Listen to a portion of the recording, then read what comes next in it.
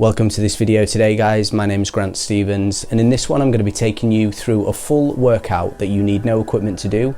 It's literally a push and play workout so that you can follow along as soon as it starts, and it's also something that you can do with very little floor space. And this type of training works very complementary to sports that contain a lot of dynamic and explosive movements like martial arts or football or something. And the workout consists of timed rounds, so simply you just repeat the exercise as many times as you can during that round, taking a short rest if you need to catch your breath and then getting back into it. So each round contains 3 different exercises, and we repeat each one of them for 30 seconds each, 3 times, then break for 30 seconds, which totals 4 minutes 30 of work before changing to a different set. And the total length of this workout is 30 minutes including the warm-up. So I know that sounds quite complicated, but like I said, this is a push and play workout, so when the workout starts you can just follow along and it'll make much more sense. And the beauty of this workout is that it can be adapted to whatever level of fitness that you're currently at. So you can go at any pace you desire, but I would recommend not going too crazy because the rounds often repeat themselves, and the accumulation of that fatigue will really get to you in the later rounds. So try to conserve your energy a little bit and just sort of see how you go with it. And I really love this kind of training because the movements we'll be doing very nicely translate and mirror the movements of martial arts. And since I began doing this, I definitely saw vast improvements in my skill specific stuff as a result of it. Another reason that I really enjoy this type of training done at this specific pace and with those exact type of exercises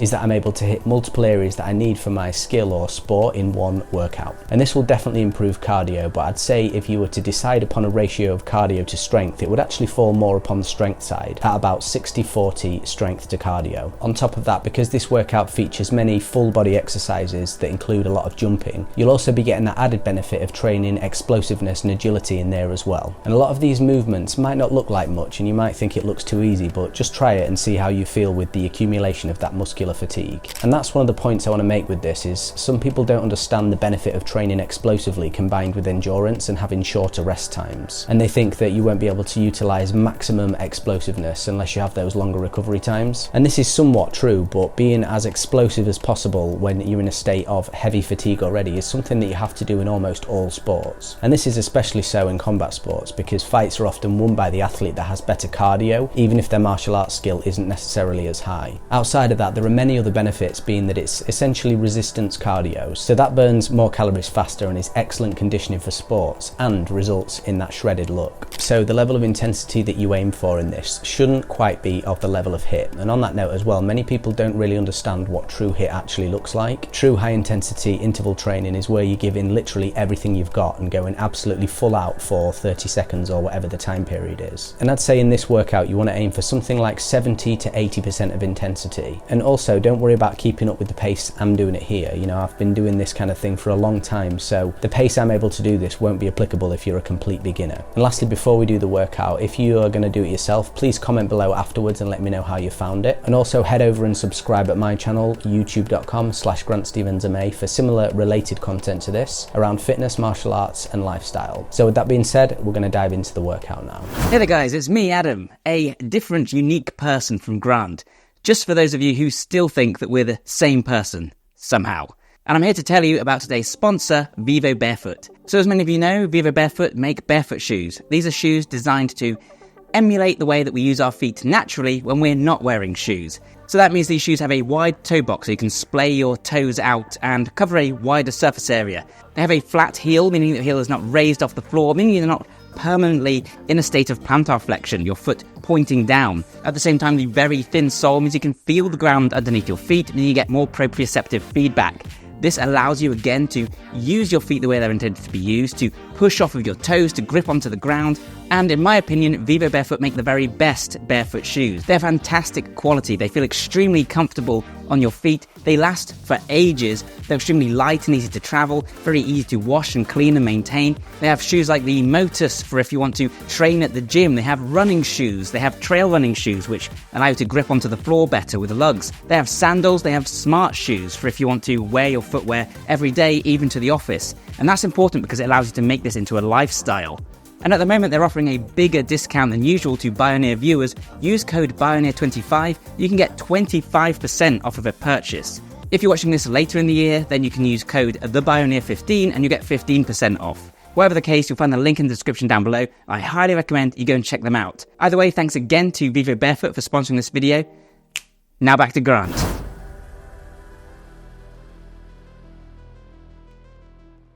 So this is the first move of the warm-up, literally just jogging on the spot. There's not that much to say about it. Just stay nice and relaxed and loosen off your body. I'd also say throughout everything we're doing in this workout, ensure that your core is engaged. And that doesn't mean tense, but it just means that you have composure in order to be able to execute all of the movements effectively.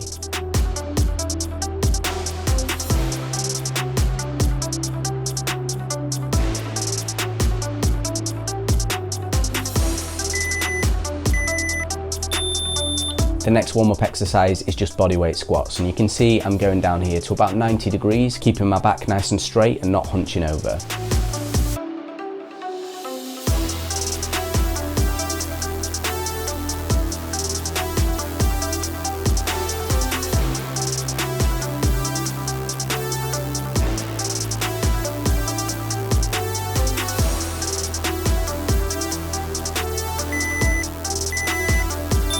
The next is a 1, 2, 3 Heisman. So we take 3 steps laterally and we lift the opposite leg of the direction we're traveling in. So when I go to the right, I'll lift my left leg, and when I go to the left, I'll lift my right, and so on. And try to cover a little bit of distance with these so you're not doing it just on the spot, and that's going to engage your calves a little bit more as well.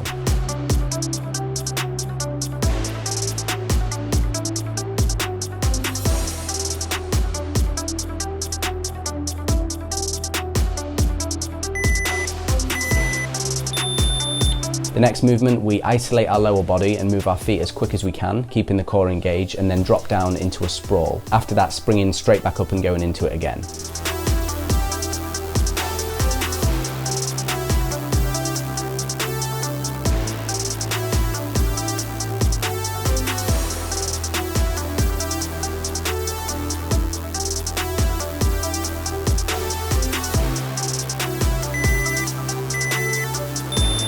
The last warm-up exercise is just alternating squats. So stand with your legs shoulder width apart, and I'm just stepping backwards, bending my leg but ensuring that it doesn't hit off the floor, so be careful of that when you're doing these.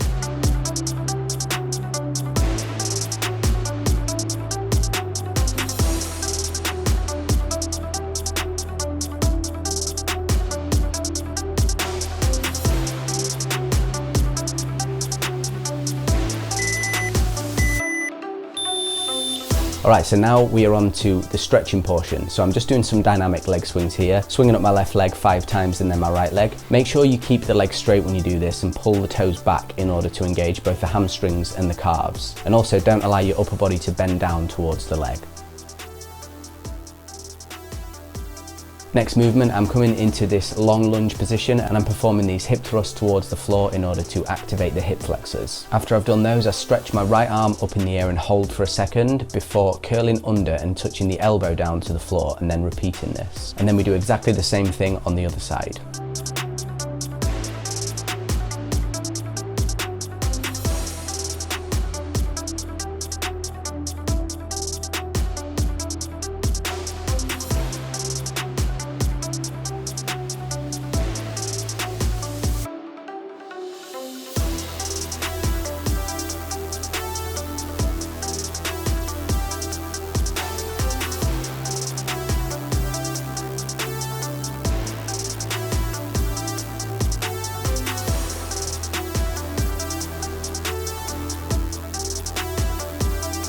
Next are these figure of 8 arm swings. When you're doing these, you want to try to make sure that your shoulder moves freely and you keep yourself nice and relaxed so that arm can swing. So you're taking that joint through its full range of motion. And you can see here I'm going clockwise and then counterclockwise. And make sure you're doing this on both sides. And so this is the last warm-up exercise, and the workout will begin shortly.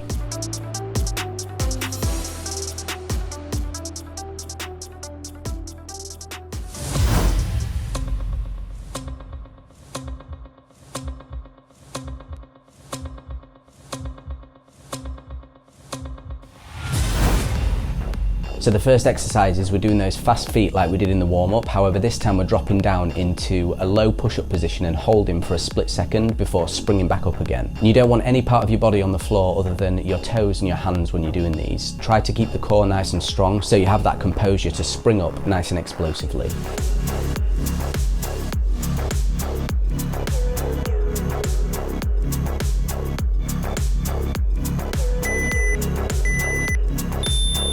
The The next exercise are kick throughs. Make sure that you're getting a good rotation on these and try to lift the kicking leg a little bit higher so it's at an upward angle from the floor and not parallel to it. And if you want to make these more difficult, you can keep both hands on the floor for a greater rotation as well.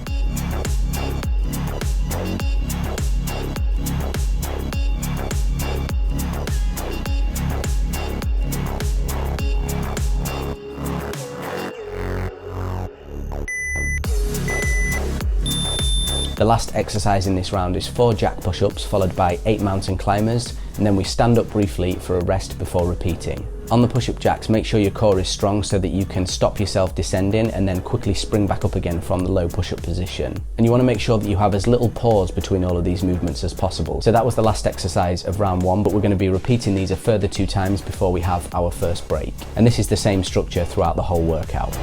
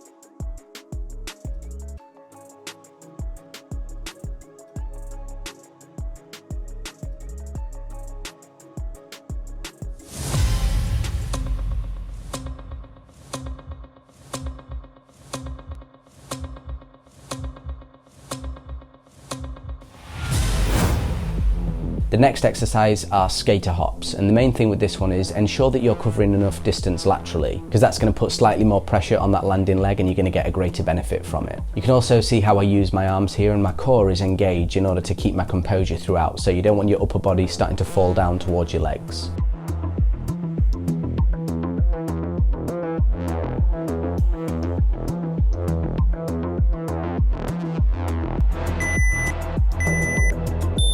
The next exercise is a squat thrust followed by moving our legs in and out and then repeating. So you're pretty much in a high plank position throughout this whole thing. Make sure you're bringing your legs towards your arms and you're not bending backwards to sort of meet somewhere in the middle, and that's going to have a greater benefit for the lower abs. Again, try to not have any pauses between this and be quite fluid throughout the whole movement.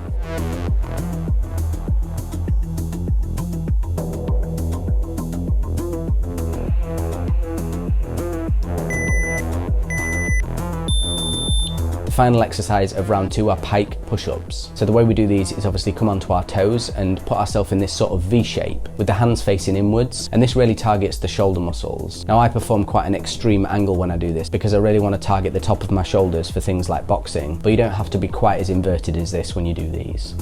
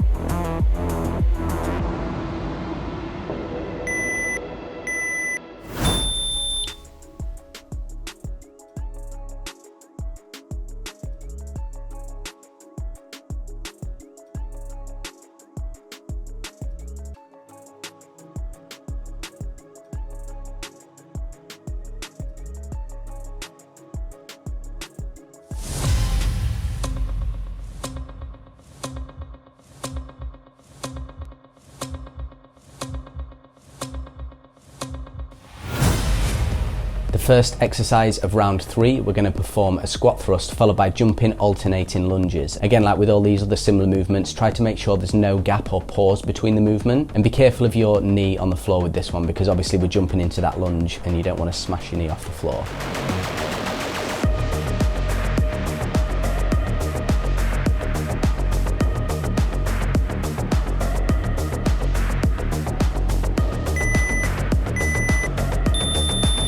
Next exercise are one of the agility drills that I do, but we do them at a bit of a slower pace in this workout. All you do is basically keep your body locked in a rigid position and switch sides, ensuring the body all moves as one unit. And you can see here how my heels don't actually touch the floor throughout this, so you're definitely going to feel this in the calf muscles.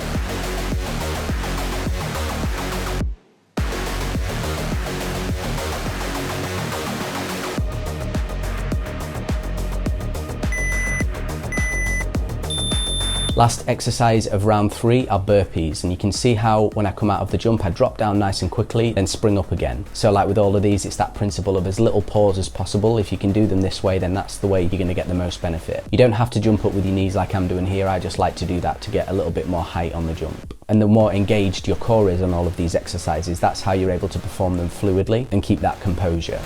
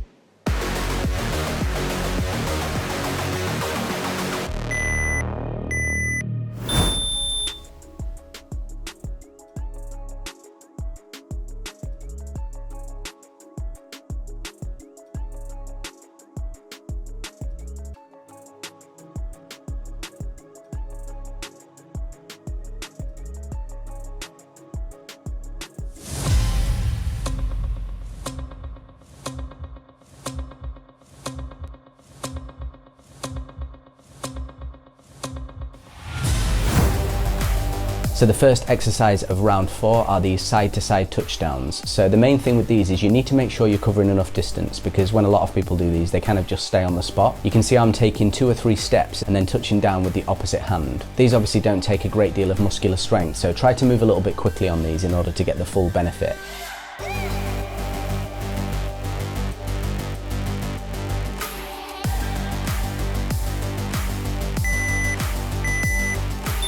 Next exercise is we do a push-up followed by a knee raise to our chest. And we do that 4 times before performing 4 squat thrusts and then standing up for a brief rest. When you're lifting the knee towards your chest, you need to make sure that the core is very engaged and you have to lift it up and round your back ever so slightly in order to make room for it. And this is really going to engage the full abdominal muscles. Again, with that theme of fluidity, notice how I just kind of seamlessly move through all of the movements without any massive pauses.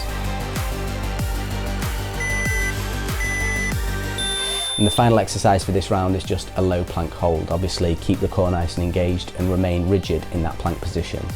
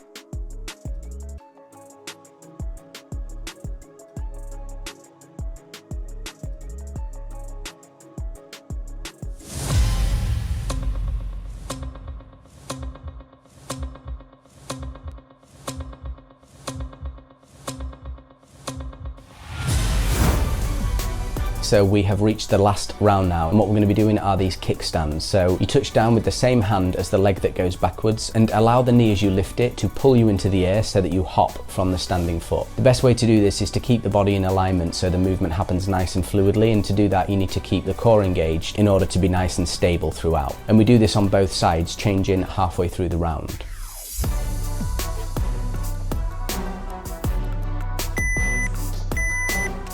The next exercise is we sprint for roughly 8 seconds, then perform 4 hopping squats followed by 4 alternating lunges. So you can see the rhythm of the way I'm moving here into those jumping movements remains quite steady throughout, without those huge pauses or having to reset and counterbalance my weight or anything like that.